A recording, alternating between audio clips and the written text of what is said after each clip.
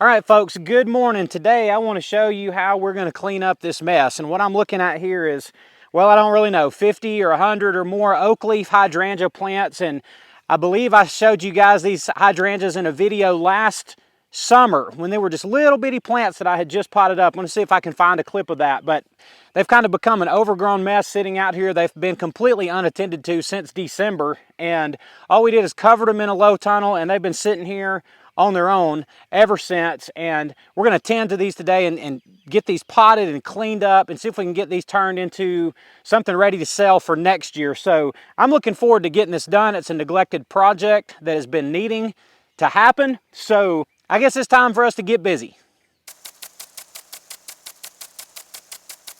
All right, guys, so we're just bringing these a few at a time into our potting table inside the shade house. And it's a very, very bright, hot day today, but we wanted to show y'all a little bit about what we're doing. Now, these are Oakleaf Hydrangeas. The variety is Ruby Slipper, and we have had a ton of success with Ruby Slippers, and people really love buying these things. They're an absolutely gorgeous plant. They thrive in sun to shady conditions, or at least partial shady conditions, at least in my region of the country they do, and they have a spectacular white to pink to deep ruby red bloom mid to late summer that holds on to that color all the way through the early fall. And they're just a gorgeous plant. And we've always been able to sell as many as we could grow. So we always want to have a lot of these on hand. So we're bringing these in and we're cleaning these up. When I say cleaning them up, I mean we're pulling the weeds out and we're getting the dead winter leafy mess out of these, even though it is now mid to late May. And you can see that these things have got serious weed problems. We got a weed here. I mean, look at this. There's a weed taking over this pot. So we've got to deal with some of these messes here inside these pots so that we can pot these up into larger pots. We're going to take these are 1 quart pots, and we're going to pot these into 1.5 gallon pots. So they're actually a trade too, but they're about 1.5 gallon size pots.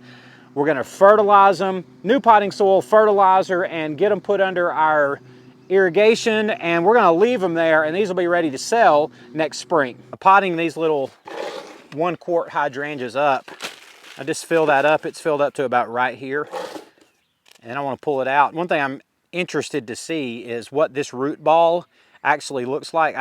I would like for this to be a little bit root bound at this point, but I don't know if it is or not, so let's take a look at it and see. I would say that that is a pretty full pot. It's not terribly root bound, but it is ready to be potted up into a larger pot. So we're going to do this and pot it up whether it's root bound or not, but we'll prevent it from becoming overly root bound. The thing is, sometimes when you have a potted plant that has become root bound, and you take it and just put it in a larger pot, it puts on a very explosive spurt of growth in the next, say, month, in the first month that it's potted up, because it's like you got this really tight wad of roots and they just want to explode out of there. When they get put into a new, larger, better environment, that's exactly what they do. So, you know, when you're potting up your plants, if they're root bound, it's fine, because it's really going to help them and make them better, stronger plants in the long run.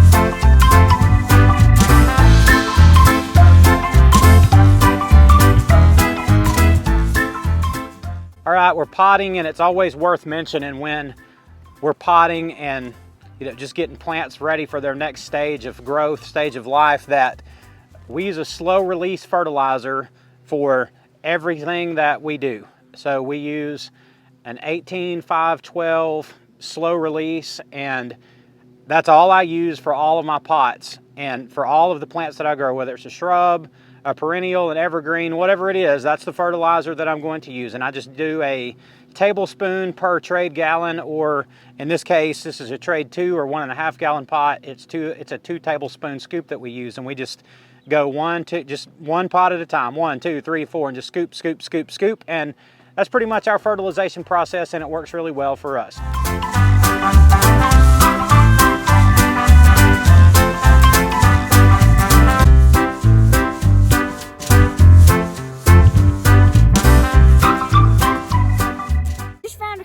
mushrooms growing out the bottom of this pot. I've never actually seen that before. It's pretty interesting.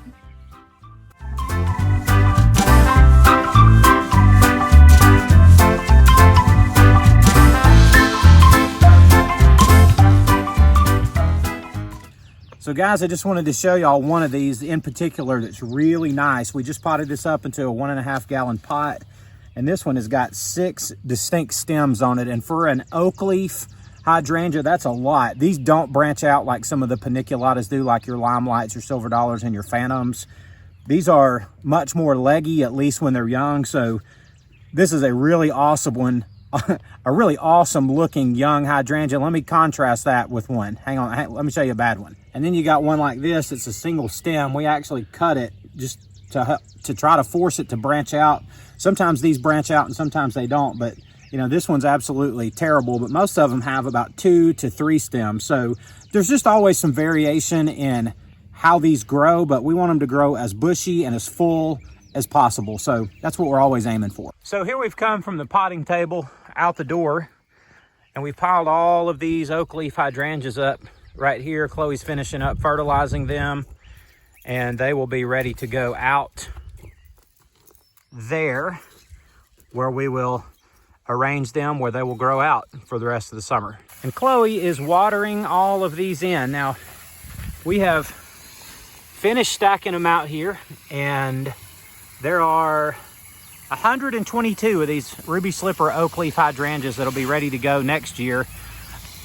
Unless by chance, some of them are ready later this year, even towards late summer into the fall. We'll just have to see about that. But we'll sell these for $19.97 each, 20 bucks a piece. So theoretically, there is, what, a little over $2,000 worth of hydrangeas there. Will we make that off of it? Probably not. But you kind of get the idea. And it's important for her when she's watering these in. She's not just watering plants, she's actually soaking in fresh potting soil there. So it's important when you freshly pot new plants to soak it very, very, very well to get all those air pockets out. And there's just hundreds, thousands of little air pockets all down in your potting soil. So you just really want to kind of flood them out of there. So for this initial watering, she's doing more than watering, but she's doing a great job. And certainly these hydrangeas will appreciate a rehydrating drink after being root bound in those little bitty pots.